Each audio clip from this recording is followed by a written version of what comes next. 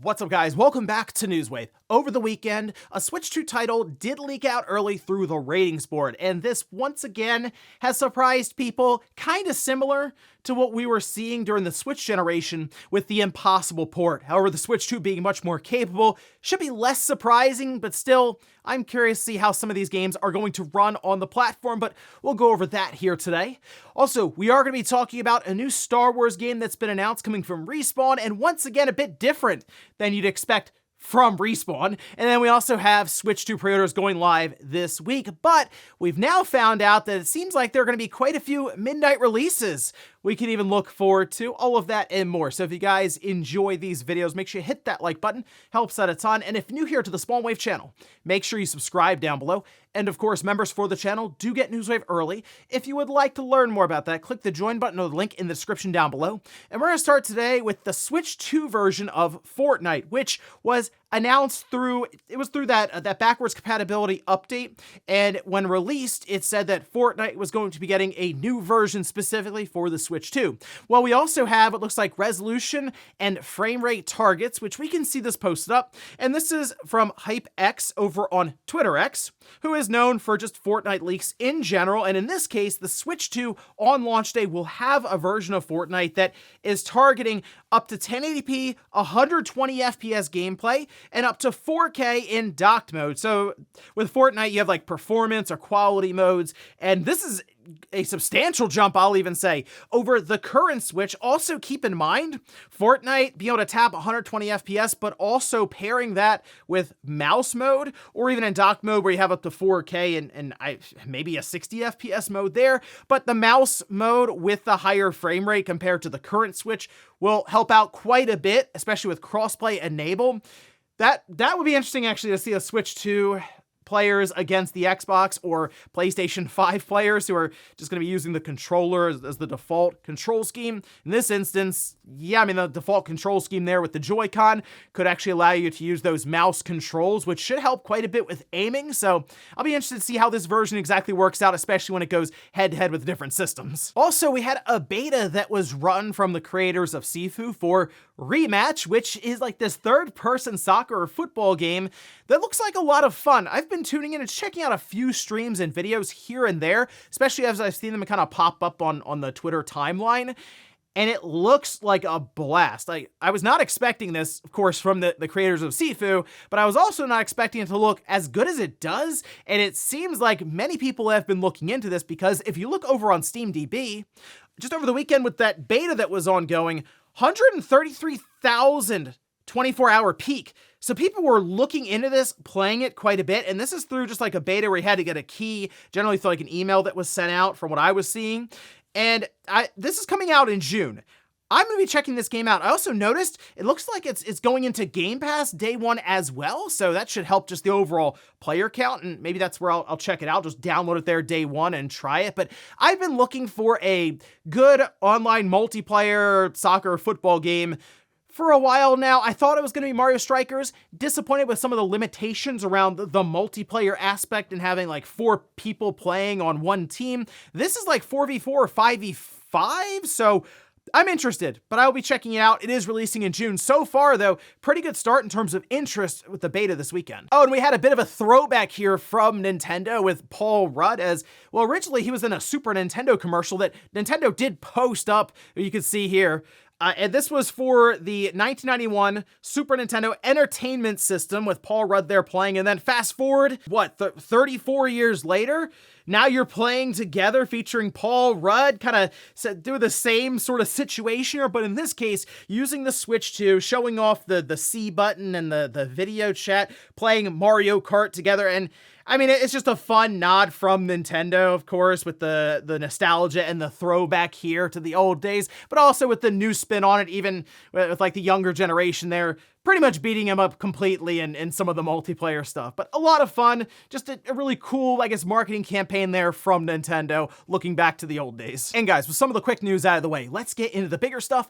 Let's start right away with this Switch 2 game that was rated over the weekend, and it seemed to surprise a lot of people, mostly because the game itself is very impressive looking, and it's already a game that people have been back and forth on in general, but there's one thing that people agree on.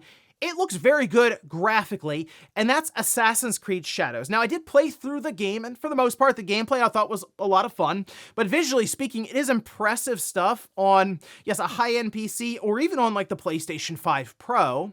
It does run on the Steam Deck okay, but there are a lot of concessions that have to be made. However, now we can see how it stacks up versus the Switch 2 version, because you can see over on the PEGI ratings board, it is indeed there for the Switch 2. Now, of course, we know PS5, Xbox Series, PC, but the Switch 2 indication has been added to the rating, which, go figure, it's mature rated, no surprise there or anything.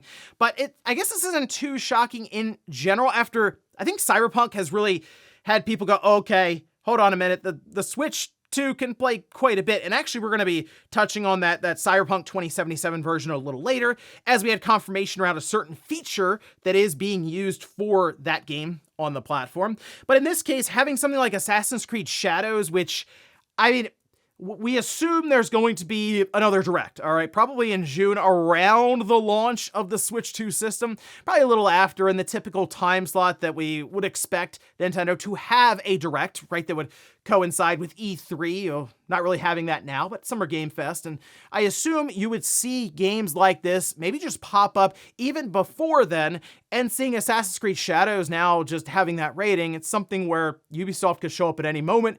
Just, hey, it's coming to the Switch 2, be ready, it'll come out this date. I don't think it's gonna be there for launch, but wouldn't shock me if maybe towards the fall it came out. And here's the thing, Assassin's Creed Shadows is going to get support for a year or two with DLC and other events that are added in. And of course, it's all tied into their big Animus system that they're doing, where all the games are just sort of put together in a menu. So seeing Assassin's Creed Shadows already seemingly make its way to the Switch in the next few months is good for Nintendo and their platform when it comes to Ubisoft, as they were making the push with Assassin's Creed, but it was always like, it was Assassin's Creed, but it wasn't like the big brand new titles. Now I feel like Ubisoft's going to be there consistently day one going forward after Assassin's Creed Shadows makes its way out. And it'll be really interesting to see how this works exactly on the Switch 2, and if it's able to attain a performance mode, for example, and shoot for 60 frames, or is this something where they'll tap DLSS and just cap it at 30 and go for that higher image quality. And a lot of these games, good or not, are going to really be interesting for people just to see how the Switch 2 can handle it. And I'll admit, it is quite interesting with this new Tegra chip that's out there with the Switch 2, and it's kind of an unknown as to how far it can be pushed by developers, whereas the X1 was, I mean, pretty much known. The fact that when it showed up, we just needed the clock speeds and realized it was a stock X1. We kind of knew its limitations. Who knows when it comes to this new chip and DLSS and stuff being used or not used. It's very much a mixed bag, and it's kind of exciting to see how far it can be pushed. But for now, we'll wait and see it for Assassin's Creed Shadows to pop up again. Could be at any time leading up to launch, or maybe in that, we'll say, Nintendo Direct that we expect at some point in June. Next up, let's talk about a new Star Wars game from Respawn. Now, we had already mentioned this last week going into the weekend, as they had prepped us that this game was going to be announced during the Star Wars Celebration in Japan, and in fact it was. It's coming from Respawn, and it's a tactics-based game, which I will give Respawn credit. They've been working to branch out from just like the typical shooter-style games they were making and find themselves with third-person action-adventure games with Jedi Fallen Order and Jedi Survivor, and now with just a full-on tactics game, which you can see the trailer here. And this is for Star Wars Zero Company. It is indeed an XCOM Star Wars game, which is what we figured we'd see here. And the unfortunate part is it's coming out sometime in 2026. That's all we have right now. It's just the year, so I guess we'll see as we get either towards the end of 2025 or into next year exactly a more narrowed down release for it. However, there were some interviews that were done here from Greg Forsch, who's the CEO and creative director at Bit Reactor, which is the studio making the game, saying, "Our vision for Star Wars Zero Company is grounded in gameplay design pillars that weave in the immersive Star Wars galaxy with engaging turn-based tactics gameplay. It's our aim to deliver a game with an original Star Wars story from the Clone Wars era that has meaningful outcomes from player choices and deep turn-based tactical combat with an approachable and cinematic presentation. There was a press release that was pushed, and actually Polygon posted up some of the screenshots that came along with it. And I mean, in terms of just graphical style, it looks fairly sharp, and you'd even say high end with some of this. So I assume this is from a more polished PC build that they had.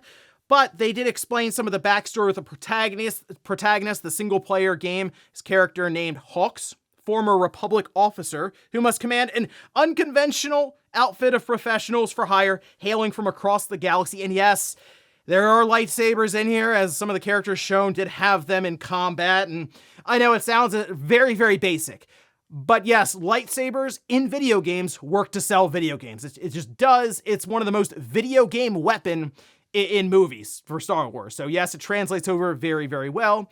And look, I like the idea of a tactics-based Star Wars game like this, and I guess we'll see more about it again as we get into 2026. But interesting to see, yes, Bit Reactor, but also Respawn working on a tactics-based game. They're branching out, they're trying new things, and hoping something like this works out for them. Next up, let's talk about those Switch 2 pre-orders, which we found out right at the end of last week on Friday. I did a whole video detailing this, that this week on the 24th, pre-orders would be going live, and some stores are indeed doing midnight releases. Now, I will link to this down below in the sources, just make it very easy for you, because The Verge did a roundup of all the different stores, and you can see the list here, starting at the top with GameStop. Now, here's the thing, okay? GameStop will start pre-orders when doors open on April 24th.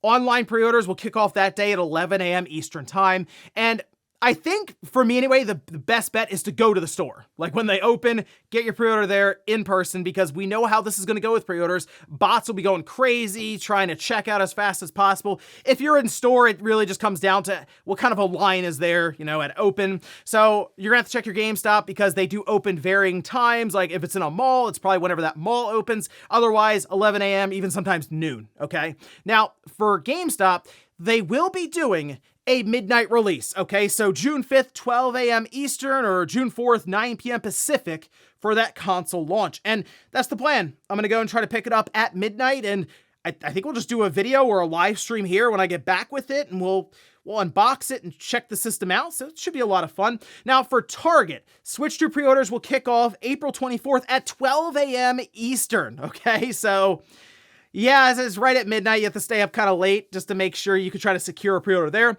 Walmart's an interesting one too, okay? So their pre-orders will start also 12 a.m. Eastern, April 24th, but the Walmart website says that you'll get your console before 9 a.m. on June 5th if you pre-order by June 4th at 8 a.m. Eastern while supplies last. I don't know if they have a deal with FedEx or UPS or whoever, and they're just going to express ship that to you, get it there in the morning right there on your doorstep. Best Buy, they don't have a specific pre-order time, but it looks like they are going to attempt a midnight release as well alongside of GameStop. Now, it seems like their pre-orders will be done on their Best Buy mobile app, so you're going to make sure you have that downloaded if indeed you're going through Best Buy.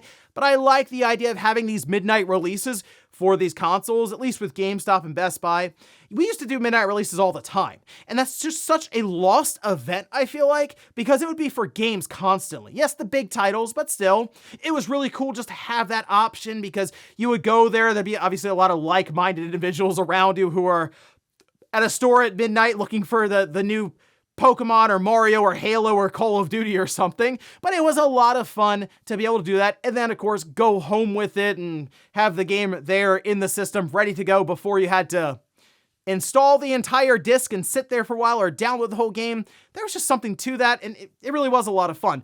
But also going to get a console, same thing, right alongside of a game, as you get to pick it up immediately, go home and check out the new technology. And that is the plan, as I mentioned. Should be a lot of fun, but I would check out these different stores, figure out your plan of action so that when June rolls around, you're ready to go. And in our last bit of news, let's talk about the Switch 2 and Cyberpunk 2077, because we do now have confirmation when it comes to a certain feature with the Switch 2 from CD Projekt, as DLSS is indeed being utilized for this game. We can see this posted up. Now, this is from Eurogamer. This coming from CD Projekt, responding to their question for comment here on their build. They say, we're using a version of DLSS available for the Nintendo Switch 2 hardware, powered by NVIDIA's Tensor Cores. The game utilizes DLSS in all four modes, in handheld, and docked, and the performance and quality variations of each. And I will say, Digital Foundry's they've been kind of put through a bit of a spin cycle on the Switch 2 stuff. They didn't really seem to think there was DLSS being used at all, and it's very possible that still in the demos that were shown, DLSS wasn't necessarily being used, but the fact that they're even having kind of a hard time telling here, it's very interesting. Like they seem pretty surprised at times with some of the Switch 2 footage, and Star Wars Outlaws being announced for the Switch 2 really threw them off. And I'll admit, it is pretty surprising for a system that we believe has 12 gigabytes of memory to be able to run a game that the Steam Deck just can't really run, and that is 16 gigabytes of RAM. That's the thing that people are looking at. It's like, okay, what is going on here? I mean, the simplest answer is developers know exactly what hardware configuration they're creating for, and the tools and stuff that are provided by Nintendo and Nvidia help them tap into the chipset and everything much more than if you're just developing with a bunch of configurations in mind for PC, and technically then the Steam Deck lumped into that. And you're seeing some of the results here. And I mean, having Cyberpunk 2077 utilize DLSS is actually quite interesting just to see how that will look in person. And I've already bought Cyberpunk twice now. Am I gonna buy it for a third time just to see how it looks on the Switch? I mean, maybe, probably.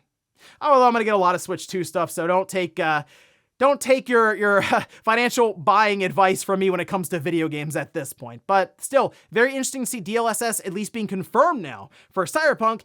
And I guess we'll find out what other games will be utilizing DLSS in the future. I'm kind of thinking it'll be used more for games that are looking at 30 or 40 FPS, as there are some drawbacks when it comes to just frame time and everything with DLSS. But if you're trying to make the game look as good as possible and sit in there in that 30 to 40 range, I think that's where we're going to see DLSS used quite a bit. And before we go to the comments of the day, we'll take a look at the poll that I posted up yesterday, where I ask, if you're planning to get a Switch 2 on launch, are you going to a midnight release? Wow, 77% say no. 23% say yes. I was looking through. Some people were saying that they're going to just order it online and have it shipped over. And I mean, that's fine. I know midnight releases were a bigger deal back during the 360 PS3 era specifically. I remember when I was working at GameStop, there was the Call of Duty 4 midnight release. And then we also had like a Halo 3. Those are the ones that stick out of my mind quite a bit. Like 800 to 1,000 people. It was crazy. The line was down. We were in like a complex, right? Like a shopping center. The line went down and around, wrapped all the way around to like the restaurant way down almost the block basically. And it was crazy. People were lining up that afternoon just to make sure they were at the front of the line, just kind of hanging out in lawn chairs. It's a different time. It really was. But it was also a really fun time. It's something that's going to be impossible to explain. It kind of is now, but like even years from now, as digital takes over more and more, it's certainly a period in time that'll just pretty much be lost to most of the newer generation. But if you were there, it was something special. And we'll finish up with the comments of the day. We'll start with the members comment. Every day I do post up a message over on the board for the channel for members, and you can leave comments in there and I'll pick one, which we can see this posted up. And this is from Just a Character. It says, I hear the conversations around older games and how the new generation reacts to them. I'd be curious what you think about Oblivion's chances are to captivate a younger audience. So the word is, I think this is more a remake because it seems like, based on rumors and reports, that they have reworked quite a bit of stuff from that game. And archery, the range combat archery, that being a big thing. And I re-downloaded Oblivion over the weekend and just played through some of the beginning of it just to see if you still get hit with that coming out of the sewers feeling, going into the world. Doesn't hit as much as it did back then, but I see the vision there with the full remake, or at least remastered, and them changing things up, improving obviously the graphical detail and fidelity, but changing some of the gameplay aspects to more modernize it with a lot of the advancements we've had since 2006. I think the core premise and idea, it still holds up. It just needs some work on some of the other side when it comes to the mechanics. And I think it can still work for the younger generation. But we're going to find out this week, because I think might actually be coming out today, so I guess we'll find out later. And then we'll go over to the comment of the day, as you can see here. This is from Ricardo, says that Mario Kart bundle should come back in a couple of years for Black Friday. I would expect that they're just gonna run with the Mario Kart World bundle going forward. We'll be talking about it, I'm sure, 6 or 7 years from now, just like how we just talked about the Mario Kart 8 Deluxe bundle last year. So, and think about it this way, it's an $80 game. So whenever Nintendo brings it back, it is sort of that value that they've technically drawn up themselves as, hey, you can save $30, it's $500, but we're doing it out of the kindness of our heart for Black Friday this year, the holiday bundle in 2030. And I mean, for Nintendo, it works from a marketing perspective, but they're also the ones that set it at $80 in the first place. Still, I'm sure they'll be leveraging that for quite some time, and I'm sure when it's all said and done, Mario Kart World will probably end up being the best-selling game on the Switch too. And what does that say about the industry when an $80 game has probably the best chance at topping the overall charts for a system with Nintendo? And ladies and gentlemen, that's going to do it here for Newswave. If you enjoyed this video, guys, hit that like button. If not, hit the dislike. Leave comments down below about everything we talked about here today. If you missed last week's Newswave, I'll leave it up here in a card. Or maybe want to hear about how the Switch 2 cartridge situation keeps getting weirder and weirder, with the most recent update just completely confusing everyone. I'll leave that in a video right below it. Thanks guys for watching, and I'll see you next time.